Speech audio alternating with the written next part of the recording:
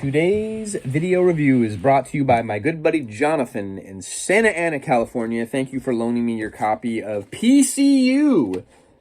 And this is the 30th anniversary of this movie. It came out in 1994.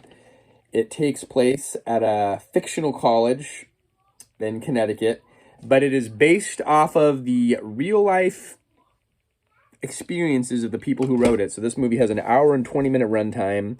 Again, it came out in 94, directed by a guy named Hart Bochner.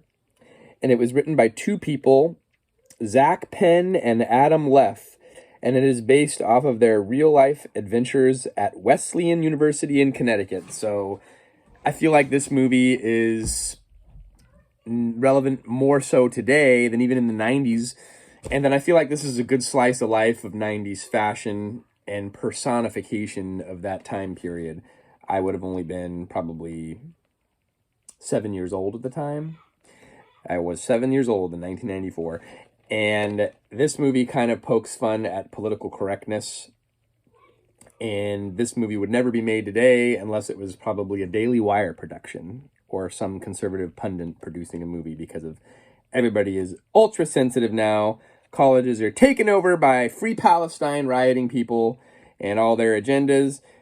So this movie, welcome to Port Chester University, where the politically correct go head-to-head with the party animals in the rowdiest college comedy since The Animal House. That's PCU in a nutshell. Jeremy Piven plays the main guy in this movie here, and his character made more sense in the movie Old School, which I reviewed a while back with my wife, because basically it is the reverse personification of his character as the dean in the movie Old School, which would have been more along the lines of the David Spade, straight-laced Reagan Republican prep in PCU.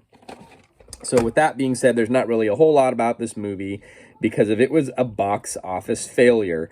On an $8 million budget, it only grossed $4.3 million at the box office.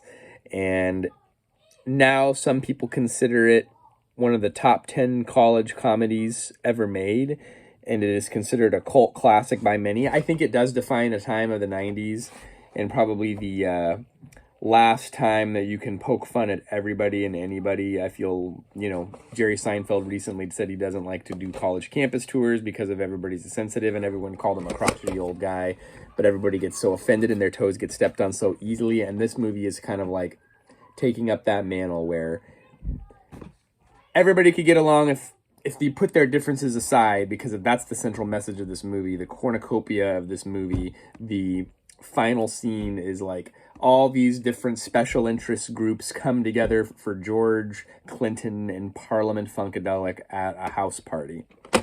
So I liked that. I liked the fact that we could put aside our political differences and find common ground. And then it's got a lot of funny moments, a lot of laugh out loud moments. Was it my favorite movie? No. But did I have a good laugh? On occasion. I think it's better than the Rotten Tomato critic average of 47%. I'm more along the lines with the audience members. Over 10,000 people submitted their audience reviews to Rotten Tomato with an average of 75%. I am going to be 3 out of 5. It's good, but it's just not my favorite college comedy. And I did enjoy it, and I did laugh at certain scenes, but it's not my favorite movie of the 90s comedy genre. IMDb 6.5 out of 10, and there was not enough Google users to have submitted their reviews to develop an average, but I kind of scrolled briefly through the reviews that there were, and there were a lot of 4 and 5-star reviews, and people talked about seeing it in theaters and how they said it was an underrated classic. And I think this is one of those movies where perhaps you had to have grown up on watching this movie to really have it be up there in the old noggin as one of your favorites. I do appreciate my friend sending me the movie, and I'm glad that I watched it. I liked the Jeremy Piven character, and there was some notes on Wikipedia that he was upset with the directors because they pretty much wanted him to stick with the script, and he really wanted to improvise, and they did not want any improvisation. Perhaps this movie could have gone more off the rails and been even more zany, but political correctness aside, PCU, I think people need a good laugh every now and again, and I think a movie like this fights back at the woke culture that has taken over the university systems of today. So check it out. It's from the 90s. it's old school, not the movie Old School, but I can kind of see how the movie Old School kind of tied into this movie, and maybe you got a lot of inspiration from this movie. Thanks for watching, folks. We'll see you next time.